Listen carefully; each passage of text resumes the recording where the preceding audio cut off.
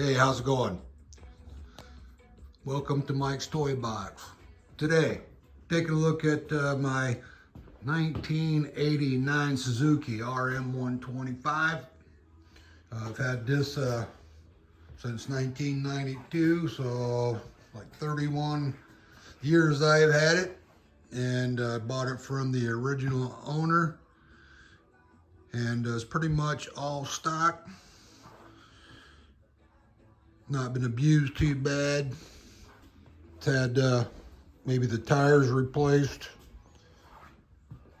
chain and sprocket at one point replaced, and really that's about it.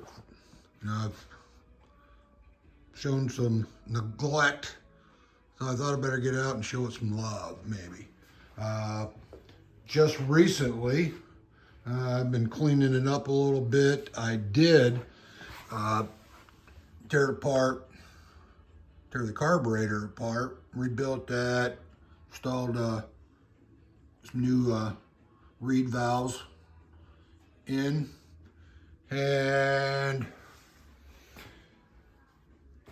I have not started it yet since done that work. I want to do that. I'm not quite ready to tune it in or anything right now, but I would like to start it just to make sure it's going to start after that rebuild. I'm confident that it will. From here, I got some other work I want to do to it. Definitely needs some new wheel bearings. Got a little bit of wiggle in there, front and back. Back one wiggles a little bit, but also it's got a little bit of growl, and it spins nice, but doesn't sound too healthy in there. Probably put some new brake pads on it. I think they still have some life on them, but while I got the thing tore apart, I'll be doing that. Probably at that time also, probably place the shock mount bearings and the swing arm bearing and all that stuff there. And probably from there service the front forks. The fork coil's been in there for 31 years. It's probably pretty nasty. Just put a new air filter in, so that's ready to go. It was really decayed, fell apart. Mice have been in there. It was kind of ugly. So all in all, for the age of this bike, it's not been abused too bad. It's not been raced or anything like that. It's just been adult driven pretty much its whole life. Well, probably was a little bit younger than I am now. Was riding it. So let's I think we'll give it a try to see if we can get her a kick over here. We set this camera down, see what we can do.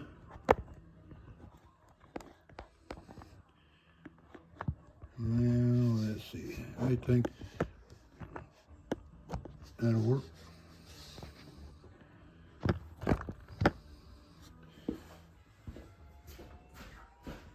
I'd like to put it down on the ground, but I got the wheel bearings ordered, chain and sprockets ordered. Well, it's up on the stand. Just leave it there. So I'll try to start it without breaking my neck. And turn on the fuel. Turn on the choke. Last time this thing was started, the gas just ran out of, must have had some trash in the float needle. And so far, so good. It's about 40, just about 42 degrees in here. We'll see what happens.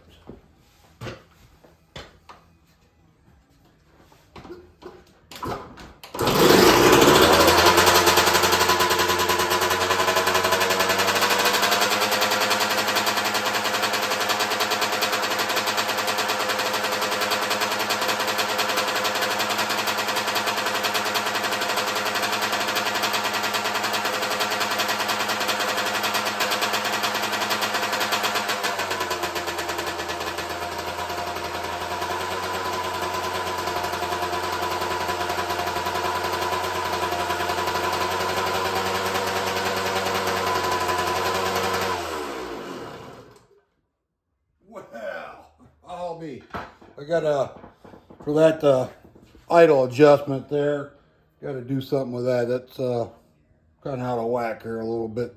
Seems like it's revved up a little bit more than I'd like. Might have to adjust that throttle a little bit. But the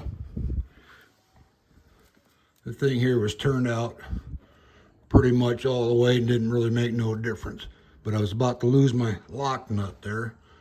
I'll turn that fuel back off. No leak. I'm pretty impressed that didn't even hardly smoke any. So that's pretty cool. Before, the smoke just bellowed out of it. Oil was coming out of the pipe. It was kind of like all over everything. I had quite a time cleaning that up back in there. Just oil was dripping all the time. Fuel mixture on this is 20 to 1, so it's got quite a bit of oil to it. And probably that dripping in there, more than likely caused by something clogged up in the carburetor there a little bit. Maybe something leaking going on with a reed valve, don't know, but it seemed to be running all right before, except for didn't have much low end response. It was kind of doggy and it smoked real good until that power band got kicked on. And from there, then it would take off, but it smoked like heck.